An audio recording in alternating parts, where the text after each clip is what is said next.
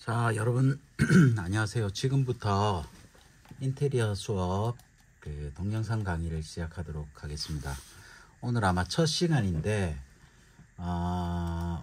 설계 수업을 사실은 인터넷 동영상 강의로 진행하기는 조금 힘든 사정이 있어서 저는 이제 여러분들이 국내외의 건축과 학생들이라면 꼭 보았으면 하는 건축물들을 소개하는 시간을 가지려고 합니다. 그래서 여러분들이 아마 이 수업을 들으시고 해외를 나가시거나 아니면 국내 어떤 여행을 다니실 때 아마 여러분들이 충분히 우리 동영상 강의를 잘 들으시면 어디를 여행 가든 큰 도움이 되리라 생각되어져서 제목 자체가 건축과 학생들이 꼭 알아야 될 건축물이라는 주제로 한 학기 동안 진행을 하려고 합니다.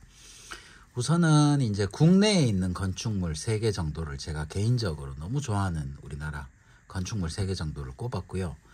그 다음에는 이제 그 강의가 끝나고 나면 유명한 작가들의 작품 위주로 아마 설명을 드릴 거예요. 예를 들어서 르꼬르비제라든지 프랭크 로이드 라이트라든지 미스 반데로에, 그 다음에 안도 다다오, 이런 분들이죠. 여러분들이 아마 건축과 학생들이라면 이름만 대면 다 알만한 분들 위주로 설명을 쭉 드릴 예정입니다. 아마 그 중에는 국내에 있는 유명한 작가들의 건축물도 있을 거고, 그 다음에 또 외국에 실제로 있는 건축물도 있을 건데, 아마 여러분들 서양 건축사나 근대 건축사나 이런 걸 보시면 워낙 유명한 분들의 작품이 많이 있죠. 근데 그분들의 작품이 우리가 사진이나 실제로 가서 봤을 때 왜 좋은지, 왜 유명한지를 모르고 그냥 보는 경우들이 되게 많이 있어요. 그래서 아마 여러분들이 그 내용을 조금 알고 보시면, 이래서 이런 것들이 유명한 건축물이고 이분들이 후배 건축가들에게 존경과 칭송을 받는구나, 이런 이유를 아마 아시게 될 겁니다. 그래서 앞으로 수업이 진행함에 따라서 차근차근 여러분들이 제가 설명하는 거에 귀를 기울이셔서 다음에 혹시나 기회가 되셔서 국내가 됐든 외국이 됐든 한번 가서 이 건축물을 보실 때 이게 설계자가 그때 교수님이 누구고 이거를 뭐를 위주로 보라고 하셨던데 진짜 그렇구나, 진짜 좋구나, 이런 걸 조금 느껴보셨으면 하는 마음이 들어서 여러분들이 이런 강의를 좀 들었으면 좋겠어서 이런 강의를 준비를 했고요. 아마 제가 강의를 한 지가 꽤 오래됐는데 대체로 보면 여러분들이 제일 안타까운 게 뭐냐 하면 모차르트, 베토벤, 그죠? 바흐, 이런 분들, 차이콥스키, 이런 분들은 되게 잘 알아요. 그죠? 여러분들이 음악 전공을 하지 않았는데도 모차르트, 베토벤, 운명, 합창, 다 알잖아. 그죠? 그 다음에, 예를 들어서, 요새로 따지면 유명한 스포츠 스타, 예를 들어, 골프 선수, 그죠? 타이거 우즈, 예를 들어서.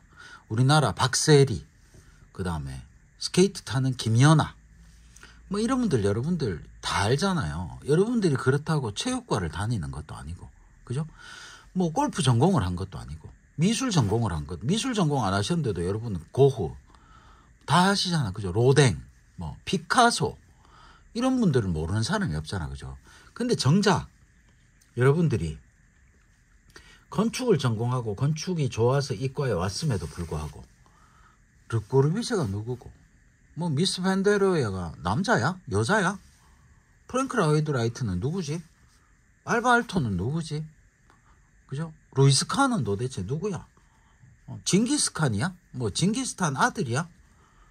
정말 너무나 진짜 유명한 램코라스라든지, 그죠? 현대를 빛내고 있는 노만 포스터라든지, 정말 기라성 같은, 음악으로 따지면 베토벤, 모차르트급의 유명한 건축가들이 많이 있음에도 불구하고 그런 분들에 대해서 너무 여러분들이 모르는 게 너무 안타까워서 이런 좋은, 우리도 음악, 미술, 종교, 철학, 체육 이런 분야에 못지않게 너무 유명한 사람들이 많고 그런 분들이 있다. 그래서 그분들의 작품이 뭐고, 그죠? 이런 것들을 좀 여러분들이 아셔야 되지 않나 싶어서 사실은 이런 시간을 마련을 했습니다.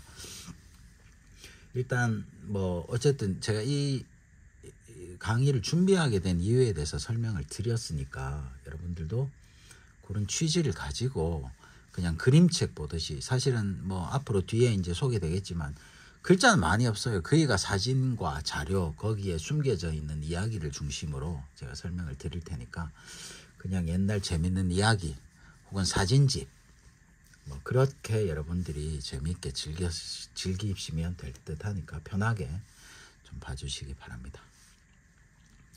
자, 제가 첫 번째로 우리나라 건축물 중에 가장 제가 좋아하기도 하고 최소한 우리나라 국민들이라면, 이게 건축을 전공하고 안 하고를 떠나서 우리나라 국민들이라면 꼭 알아야 되는 건축물 1번을 뭘 할지 진짜 고민을 많이 했어요. 그러다가 뽑았던 게 바로 종묘입니다. 종묘.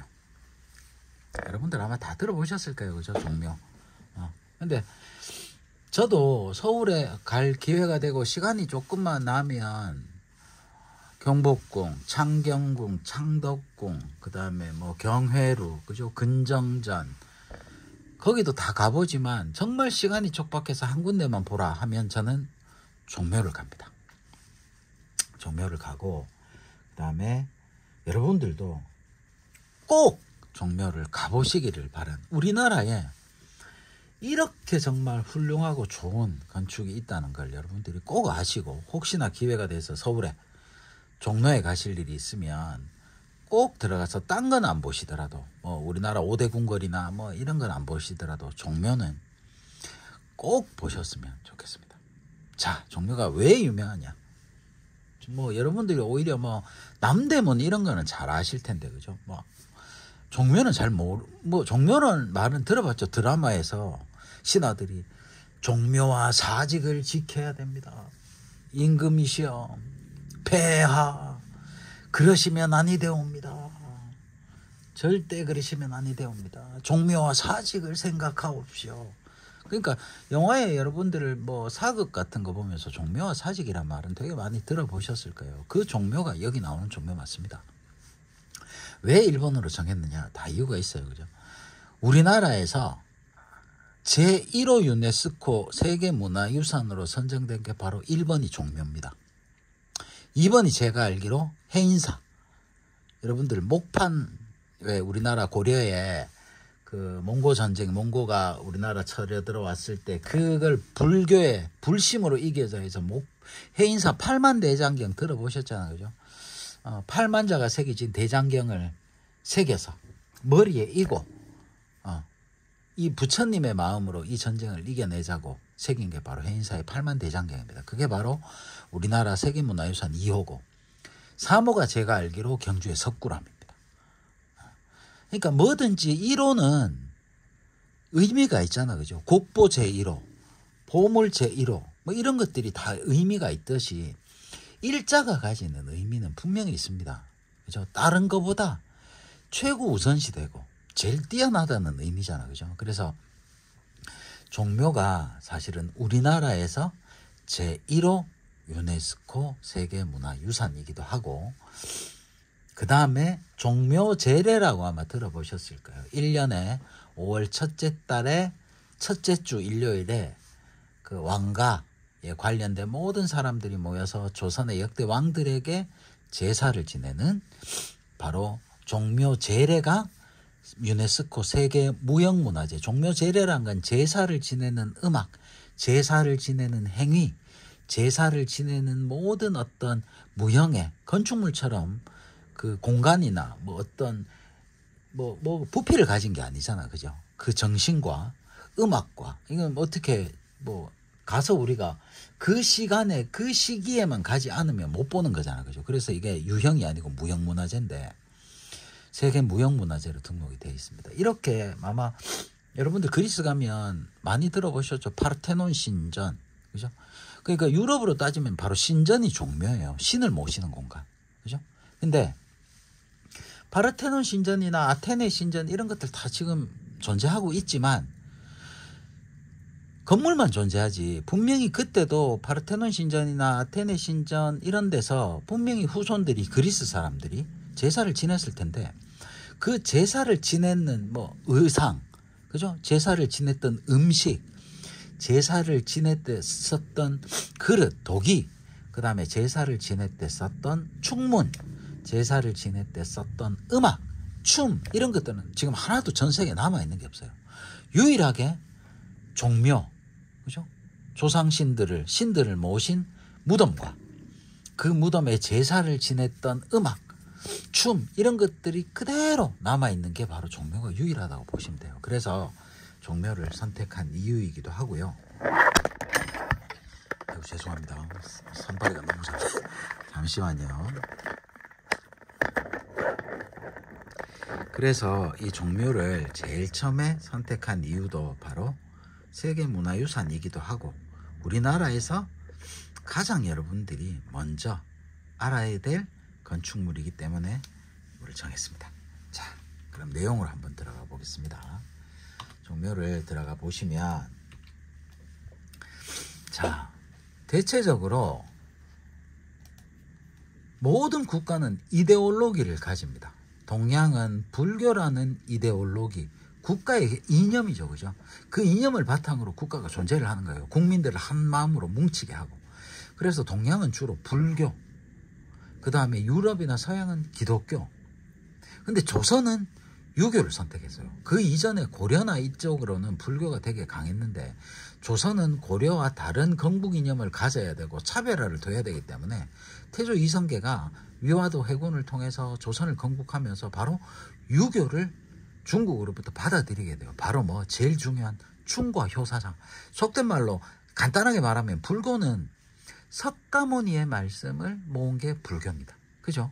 기독교는 예수님의 말씀을 모은 게 바로 기독교예요. 그럼 유교는 뭐냐? 바로 공자님의 말씀. 임금에게 충성하고 부모에게 효도한다. 이게 밑바탕에 깔려 있었던 거예요. 그러면 임금 입장에서, 왕의 입장에서는 너무나 좋은 거예요. 모든 국민들, 신하들이 일단 첫째, 왕한테 충성해라. 두 번째, 부모님한테 효도해라.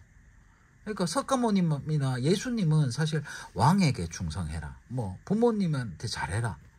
이런 말씀보다는 뭐 도를 섬기고 하나님의 말씀을 따르고 성경을 읽고 이런 말씀이 있잖아요. 그죠? 그러니까 조선 입장에서는 이 유교가 건국 이념, 즉 이데올로기가 되면 너무나 좋은 거예요. 그죠? 자, 우리 조선은 유교를 베이스로 이데올로기로 하는 국가다라는 거를 꼭 기억하시고 잠깐 쉬었다가 가겠습니다.